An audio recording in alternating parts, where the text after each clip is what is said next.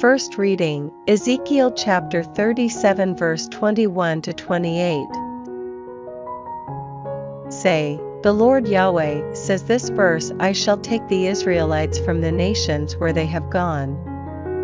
I shall gather them together from everywhere and bring them home to their own soil.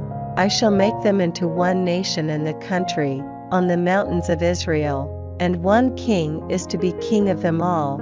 They will no longer form two nations, nor be two separate kingdoms. They will no longer defile themselves with their foul idols, their horrors, and any of their crimes. I shall save them from the acts of infidelity which they have committed and shall cleanse them. They will be my people and I shall be their God. My servant David will reign over them, one shepherd for all. They will follow my judgments, respect my laws, and practice them. They will live in the country which I gave to my servant Jacob, the country in which your ancestors lived. They will live in it, they, their children, their children's children, forever. David my servant is to be their prince forever. I shall make a covenant of peace with them, an eternal covenant with them. I shall resettle them and make them grow. I shall set my sanctuary among them forever. I shall make my home above them. I shall be their God, and they will be my people. And the nations will know that I am Yahweh, the sanctifier of Israel, when my sanctuary is with them forever.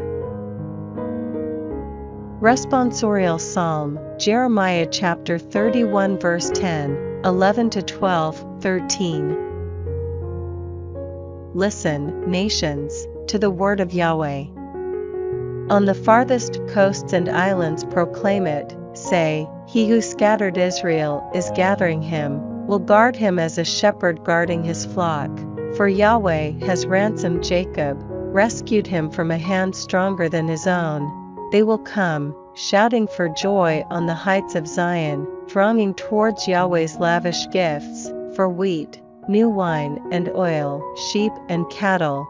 They will be like a well-watered garden, they will sorrow no more.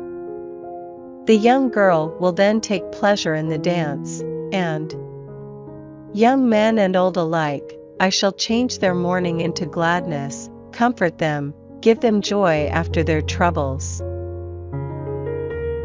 Gospel, John chapter 11 verse 45 to 57.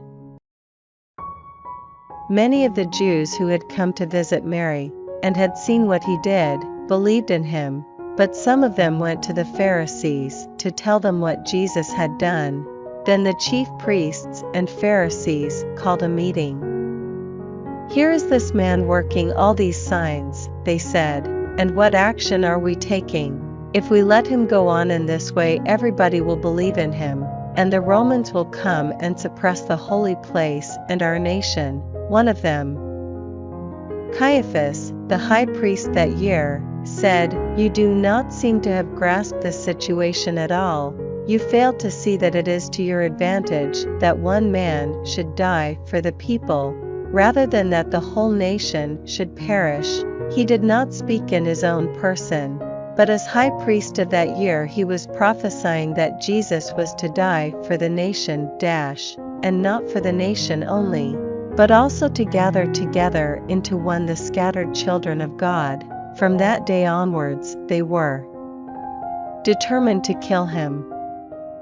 So Jesus no longer went about openly among the Jews, but left the district for a town called Ephraim, in the country bordering on the desert, and stayed there with his disciples. The Jewish Passover was drawing near, and many of the country people who had gone up to Jerusalem before the Passover to purify themselves were looking out for Jesus, saying to one another as they stood about in the temple, what do you think? Will he come to the festival or not? The chief priests and Pharisees had by now given their orders. Anyone who knew where he was must inform them so that they could arrest him.